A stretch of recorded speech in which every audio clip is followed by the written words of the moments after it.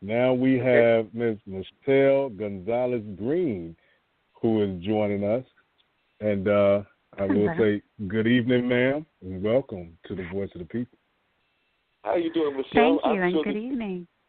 I'm sure that you were probably, I don't know how much you listened to the other ones, but I'm sure that you were able to relate to some of the conversation that was going on with the young gentleman that is starting the Fatherhood initiative and is definitely doing things in terms of being a strong figure as a father, because you actually have been on the opposite end of that. You are now involved in a great relationship and being somewhat of a caretaker with your husband now, but you have also been in the past having to raise folks as a advocate for them and also a parent as well. So it's definitely great having you on the show, and part of what we're going to talk about is public arts, but I know that you can definitely relate to the whole concept of being a parent as well.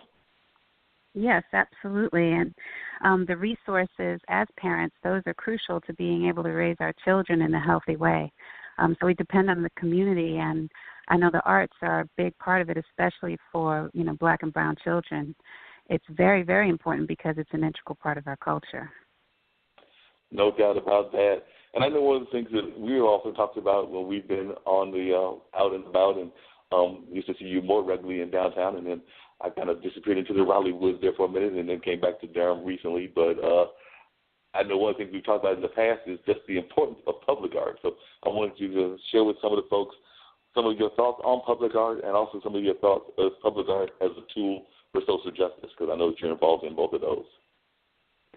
Sure. So, I'll say up front that we learn our history through art, absolutely 100%, even in textbooks, even the illustrations in textbooks, if they have a historical reference.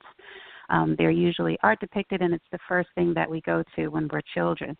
So growing up, those history lessons are visual as well as through text. And I think that there's a subversive message in the art world, in public art, that says the history from the eyes of the oppressor.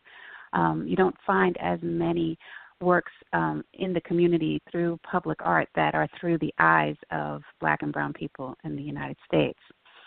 And works of art are also used to teach our liberation struggle. If we do see public art, a lot of it is about our liberation struggle, but that's not the only part of our history. Being exactly half Black and half Puerto Rican, which, Puerto Ricans are also part Black, but that's another conversation.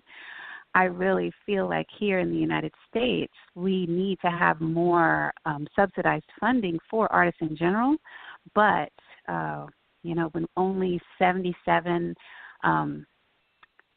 of all the artists, I can tell you that only 3.9% are Asian, 8.3% are Hispanic, and 7.5% are Black.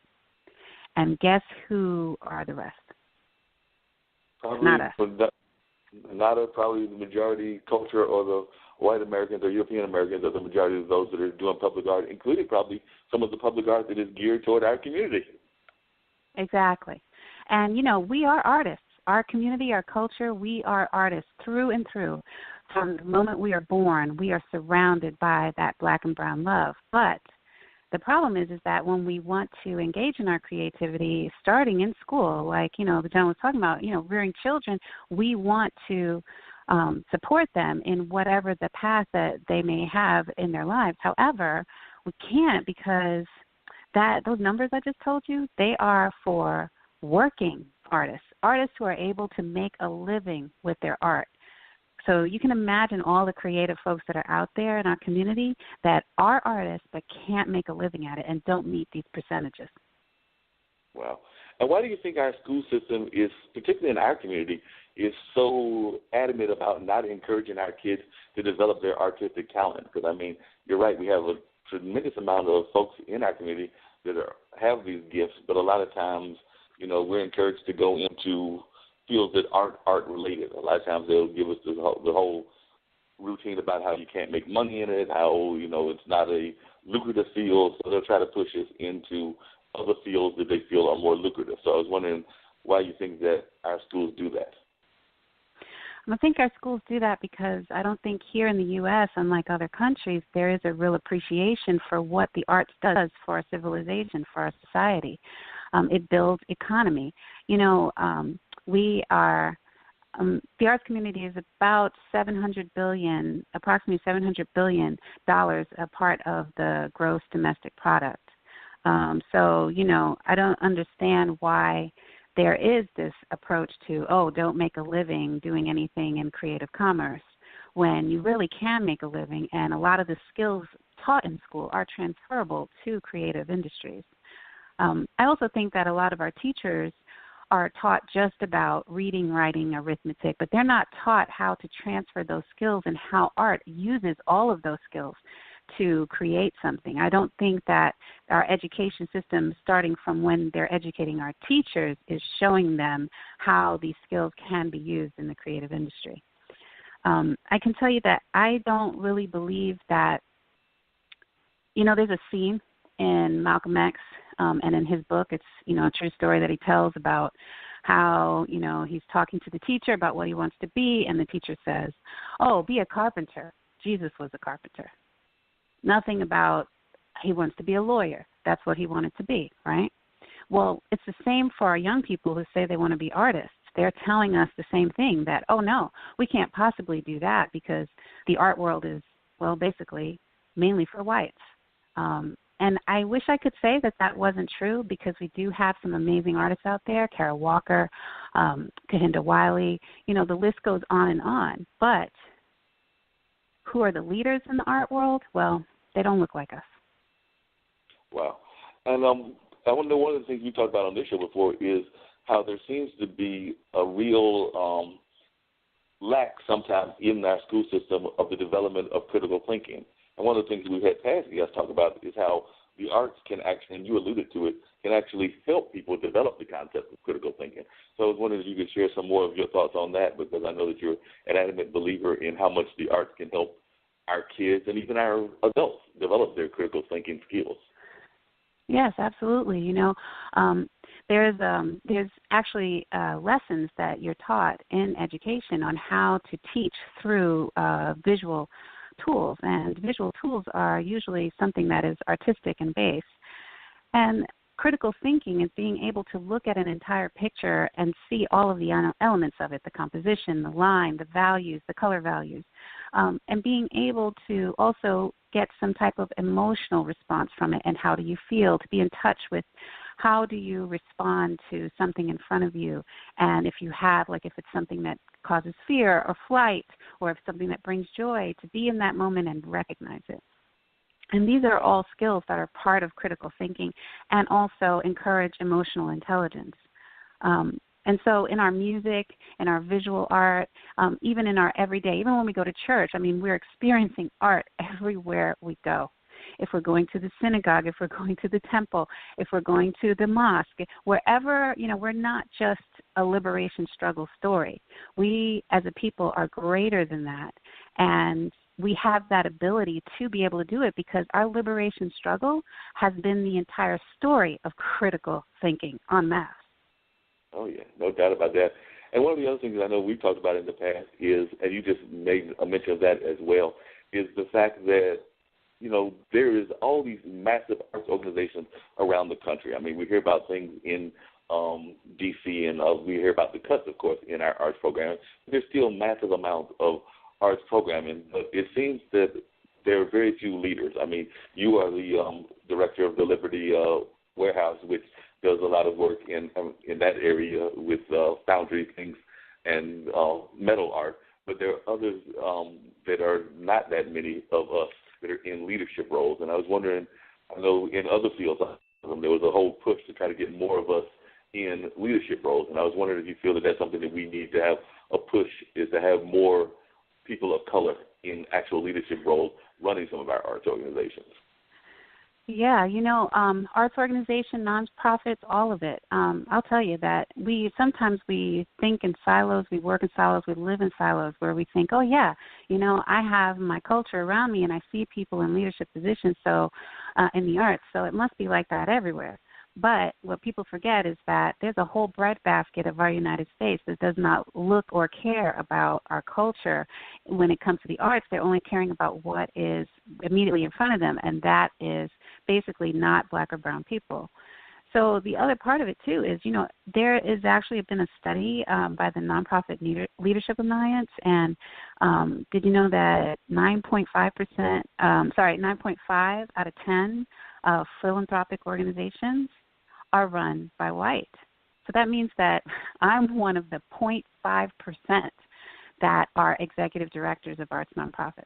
And then, hey, the thing about Liberty Arts is they hired me because they want to change that. That's the change in the conversation that is happening, needs to happen, and there are some folks who are trying to become more aware and do action steps to change it.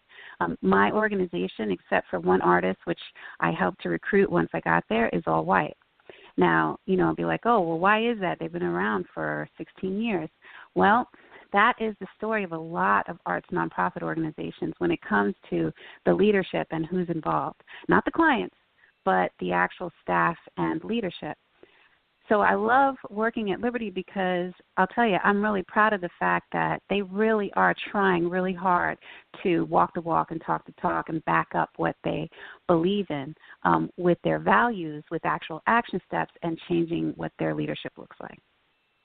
Because you've even mentioned to me in the past about how a lot of even the arts boards don't look like us as well. So they might be serving a community in, say, Milwaukee, which has a large African-American community, or Winston-Salem, which has a large African-American community, or even a Durham, which has a large African-American community, or even parts of the areas where Dean is at, like around New Jersey and New York, but they may not have that many of us that are actually in board positions. I know that the Carolina Theater, and I'm on their board, and we actually have a board meeting tomorrow, has been one of those that actually has done a good job of recruiting African Americans into board leadership and board roles, but there are a lot of arts organizations that have little representation of us, or if they have any representation, it might be considered quote-unquote token representation.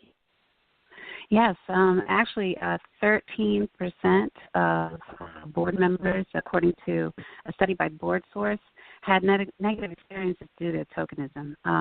And more than 60% of, what they call minorities, which basically doesn't include us. We're not a minority, but 60% feel excluded from power when they're on a board. And that has to change. And what I love about what is happening at the upper level is, you have your clients, then you have your staff, and then you have your board members, and then you have your funders. And I'm noticing that more and more funders, more and more foundations are requiring for the organizations to basically give them the demographics of their board. And if their demographics aren't diverse enough, then it doesn't mean that they're completely out of the loop, but they have to have an actual plan, a detailed plan on how they're going to change that. So, there's steps in the right direction. Is it going slowly? Yeah, too slowly for me, but it's going. At least there are being some changes that are being made and things of that nature. Could you tell folks how you got, I'm sorry, I used the wrong name the first time, but I'll correct it this time, how you first got involved in Liberty Arts, and also if you could tell Dean and some of the others about how you got involved in the arts here in Durham, because I remember when we first met, you were actually running the program Seesaw, which was, of course, teaching a lot of our kids about very special kinds of arts. We all were involved in graphics and digital making and all kinds of stuff, and I've actually even seen some of your students out and about in the community still actually involved in those fields. Yes. So I started, I came down here. I've been here 23 years. I came from New York, and in New York I was involved in the arts community. But I was in my early 20s, and it was basically a grassroots effort. I just knew poets, musicians, visual artists, playwrights, and I was involved with all of them in a lot of different grassroots ventures. Came down here actually as an AIDS educator, and just found my way back towards the arts again, because being here, well, it's all around you.